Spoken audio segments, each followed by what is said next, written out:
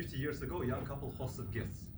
After hours of laughter and endless vodka, the guests begin to leave. One of them, heavily drunk, starts the engine of his white Zhiguli and prepares to drive off.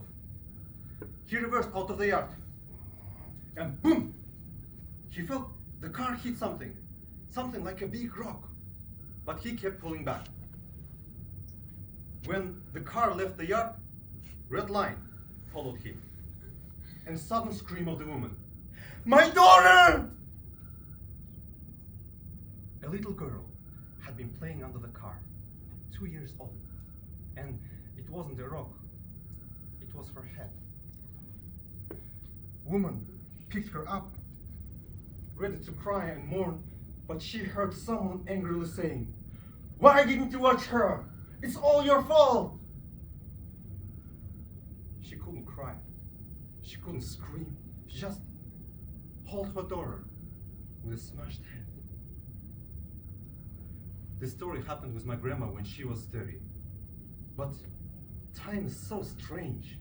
Time passed and my grandma still lived on.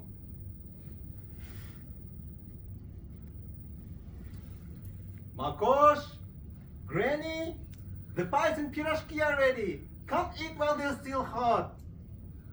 Okay, Grandma, I'm coming. There is my grandson. Come over here. Grandma, stop hugging me. I can't breathe.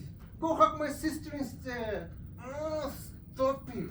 Your mouth stinks of garlic. Don't kiss me. Give me that pie. That's my grandma, when she was 60 years old. So warm, caring, and loving. Ooh-wee. She loved us too much. At least that's the story I wish I could tell to everyone today. But reality wasn't so kind. My grandma never hugged us like grandmothers usually do. She never said kind words. She never told us how much she loved us. Because she couldn't, because she had mental disorder. And after that accident, she started talking to herself, to TV box and washing machine. I know ma! Also with dead people, ghosts and demons. You're all laughing. I'll catch you all one day. She screamed and laughed. All the time. She was the type of person who we usually walk away from. If we see them on the streets.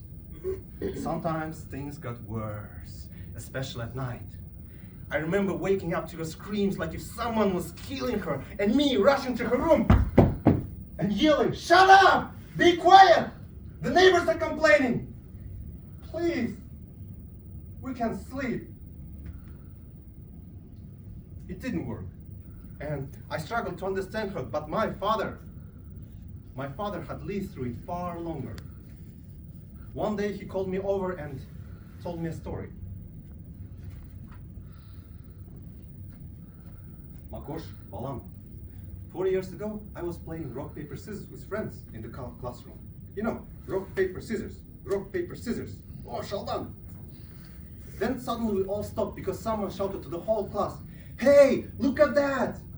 Every head turned toward the window, and we all saw a beautiful woman.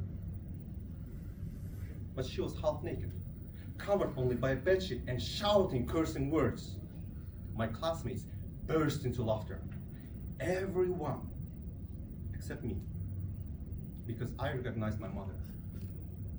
I felt the shame that you are feeling too, but despite the shame, the pointing fingers and whispers, I did the only thing I could. I walked to her, held her hand, and led her home. Makosh, we should be patient with our family, no matter what. This story of my father showed that love isn't always about hugs and kind words. Sometimes love is silent. Sometimes it's standing by someone even when it hurts. Our grandma passed away 3 months ago. She could have turned 80 this year. 50 years. 50 years of struggle and suffering for her, for family, for everyone. When that happened, we felt something unexpected. Relief. But not in the way you think. We were relieved that she's finally at peace, that her mind was quiet, that she no longer hears voices, that she no longer carries the burden that any human couldn't take. Sometimes life isn't a Rocky movie where you took a heavy punch but decided to stand up, fight back, and win. No. Sometimes life is just about enduring, and enduring for long time. For years, all we saw was her illness, but now when we sit down for family dinners, we don't talk about the screams and ghosts.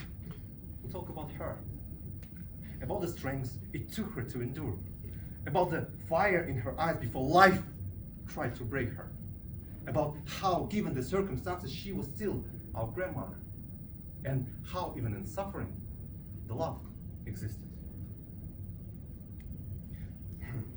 And right now, of course, she didn't leave us with warm hugs and kind words, but she left us with something more powerful, a lesson. Sometimes life can be cruel. Sometimes it's holding on when the world tells you to walk away and still standing firm, even when everything else crumbles. And maybe that's enough.